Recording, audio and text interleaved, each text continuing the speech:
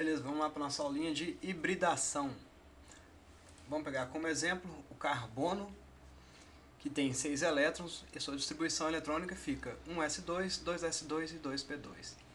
O subnível S só tem o orbital S, com o número quântico secundário 0, e o subnível P tem 3 orbitais P, com o número quântico secundário -1, 0 e +1, que correspondem aos eixos x, y e z. Nós vamos ver um desenho daqui a pouco. Distribuindo 6 elétrons, no primeiro subnível 2 elétrons, no segundo subnível mais 2 elétrons, e no terceiro subnível mais 2 elétrons. 1s2, 2s2 e 2p2 para o carbono.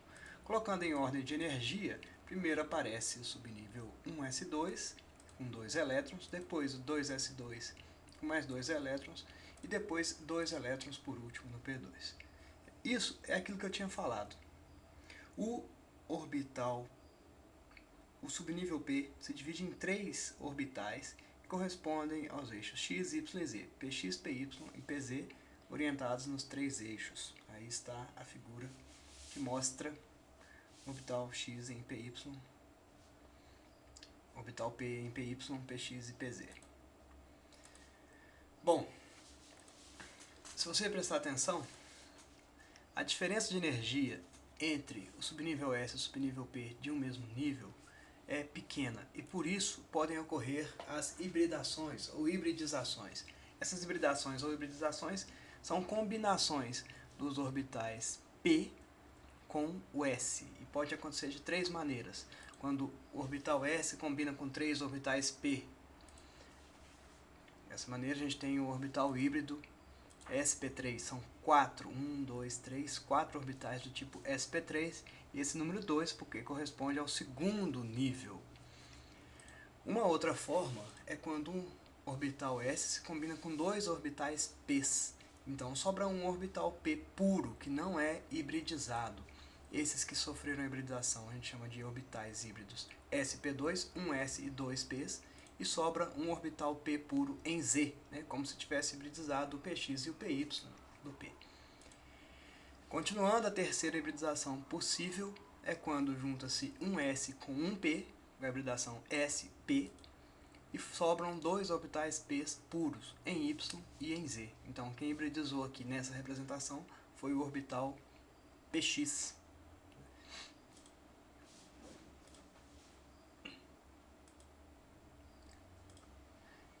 Então a gente tem primeiro 4 orbitais híbridos do tipo sp3, aqui 3 orbitais híbridos do tipo sp2 e um orbital P puro que não sofreu hibridização, e no último caso orbital híbrido sp2 e 2 P's puros que não hibridizaram. Aqui tem um vídeo que mostra como é que fica essa hibridização. Vamos prestar atenção um pouquinho aí, é uma animação.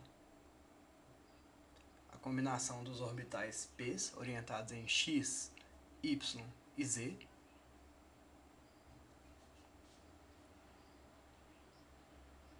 Durante a hibridação ocorre a recolocação daqueles orbitais. Veja só, combinação de um S com P, formando o orbital SP.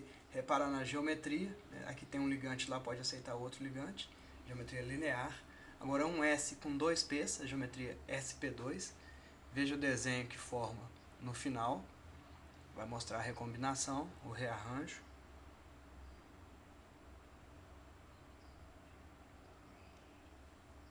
Da combinação S com P, no interior aqui seria o núcleo, né? Olha só, esses orbitais ligantes são os maiores na forma trigonal. Aqueles orbitais menores são chamados de orbitais não ligantes. E como são não ligantes, não vem ao caso a gente discuti-los agora. E aqui formando a combinação de um S com 3 P's, o tetraédrico sp3. Tem um exemplo da amônia. As ligações NH são ligações simples, né? Ligações do tipo sigma. Os orbitais P do nitrogênio com os orbitais S do hidrogênio, e também sobra um par de elétrons em um orbital P do nitrogênio. Essa forma é a forma piramidal, apesar de parecer um tetraedro. Um dos vértices está ocupado com um par de elétrons, esse aqui de cima é um tetraedro, mas a geometria é piramidal. Bom, vamos continuar então aqui. 2 orbitais puros, já tinha comentado sobre isso. Então, relembrando, os quarto-orbitais do tipo sp3 tem essa geometria tetraédrica. Repara o desenho de um tetraedro. Tem uma, duas, a face de baixo mais a face de trás, 4 faces. Que é formado pela combinação de 3 orbitais p, px, py, pz, com o orbital s.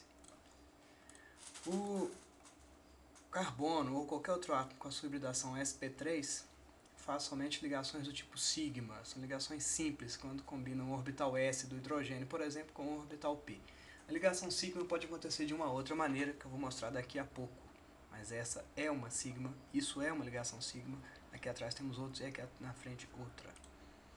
Esses orbitais que eu acabei de sumir com eles são orbitais não ligantes, não participam da ligação. E aí de novo a geometria tetraédrica para aqueles que fazem a hibridação sp3. Juntando um S com dois P's, temos a hibridação sp2. A hibridação sp2 deixa um orbital p puro, que no caso é o pz. Esses 3 orbitais, esses 3 lóbulos mostrados são orbitais híbridos do tipo sp2.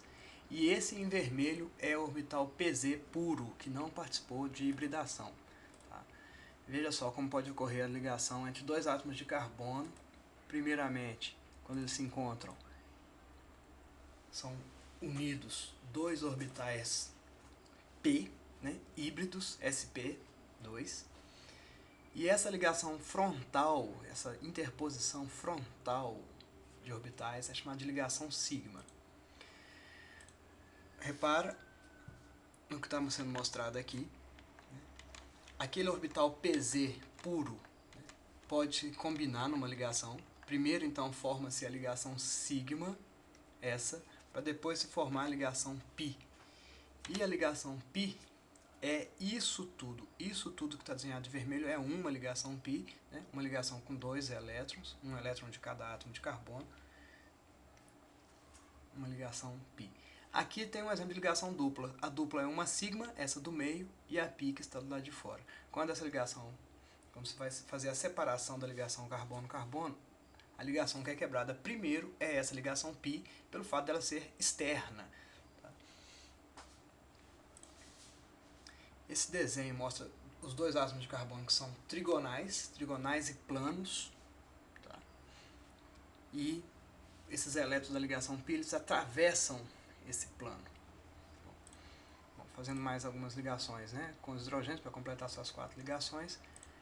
A ligação sigma é a do meio, a ligação π é essa que está em vermelho, e as ligações dos orbitais híbridos sp2 do carbono com o orbital s do hidrogênio são ligações sigmas, todas aqui e aqui também são sigmas. Isso tudo, relembrando, isso tudo é uma ligação π.